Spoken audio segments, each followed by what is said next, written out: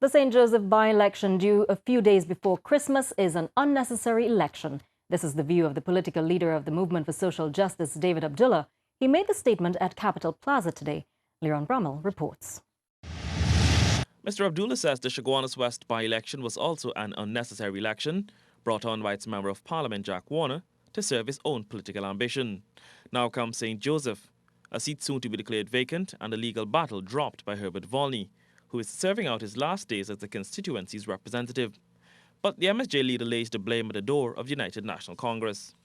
It is hypocritical for the UNC to have triggered that mechanism when between 1995 and 2000, the UNC had two persons, Mr. Vincent Lass and Dr. Rupert Griffith, cross the floor from the PNM to the UNC.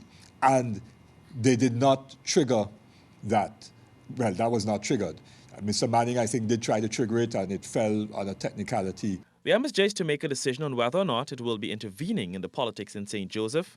Already, the UNC has named Minister of Water Resources Ganga Singh as the caretaker in the constituency that was held by the People's National Movement prior to the 2010 general elections. Mr. Abdulah believes the move to declare the seat vacant was intended to stop the hemorrhaging of MPs crossing the floor, but he says the fundamental issue is deciding on the mechanism of recall, one that should not be triggered by parties.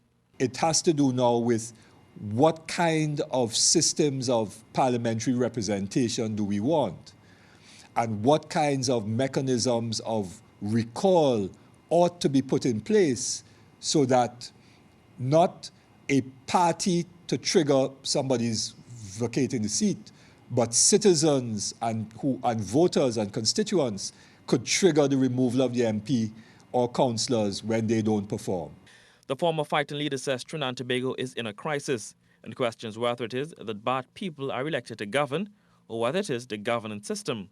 He says 30 years later, with 3 outright single-party victories and 2 coalitions, the country is still in a mess. Whether it is a single party in government or whether it is a coalition in government is not necessarily the problem. The problem is that we don't have a parliament that serves the interests of people. We have too much power centralized in the cabinet, and therefore we have to change the whole relationship of power and give more power to citizens in their communities, in local government, and so on. The MSJ leader says the need is there to find solutions to the issues in the country. Leon Brummel,